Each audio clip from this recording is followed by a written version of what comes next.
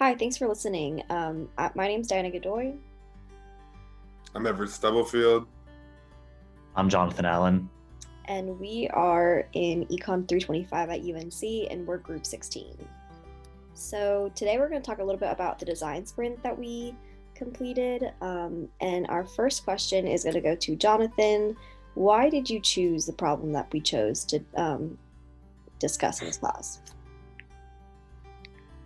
Well, we chose this problem because all three of our members have been to a men's soccer and men's golf game, and both those games we really enjoyed, but we didn't really see much attendance at either of the games. But we wanted to try and increase attendance at both these games because we know we've been UNC fans for all our lives, and we think these games would be a lot better with more people in attendance. Awesome, thanks. And so, Everett, next question goes to you. What was the process?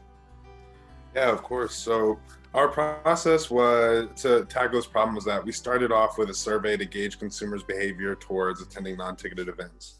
Specifically, this survey was rather more general. It was more just asking students, had they or had they not been to a game? If they had, what did they dislike and like about it? What was the most memorable thing about it? And would they recommend a friend? Would they go back?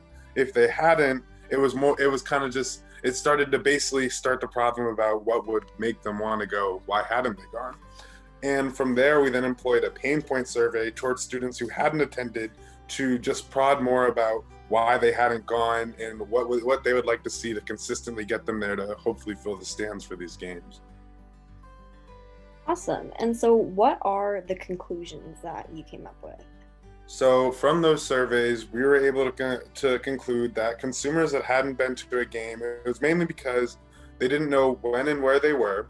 And the two things that would mostly get them to games would be knowing who's going to the games and also knowing what kind of, knowing who's going to the games, knowing when and where the games are, and knowing what kind of sweepstakes and giveaways that they'd be eligible for if they showed up to the game.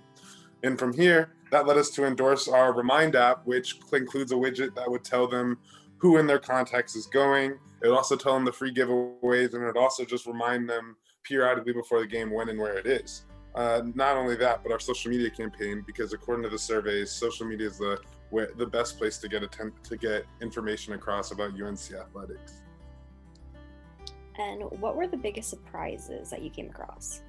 Right. Okay. I think biggest surprises would be that really the only thing standing in the way of a lot of students going to these games consistently is that they just simply didn't have an easy or convenient outlet to find out about it. And I just thought, maybe it was something else, but for the most part, it's just if they knew that they'd like to go, then if they knew they would like to go. And also, it's that most students who had gone to these games really had great things to say about it, yet attendance still stayed pretty stagnant and relatively low, which surprised me the most. The last question, I'll ask it to you, Diana. What would we do differently if we would do this project again? Yeah, I think what we would have done differently is we did get a lot of feedback that's saying that people would like to get more free things, sweepstakes, such as free food, free t-shirts, stuff like that at games, and that would be a big incentive for students to go to games. And while it is part of our texting service to inform them of any sweepstakes going on, we didn't really focus on it too much in any other ways. So I think if we would be able to do this again, we could focus a little bit more on including those sweepstakes and advertising that to the public. Sounds good. I think also we would probably try and talk to more stakeholders in the process. Awesome. Thanks for listening, guys.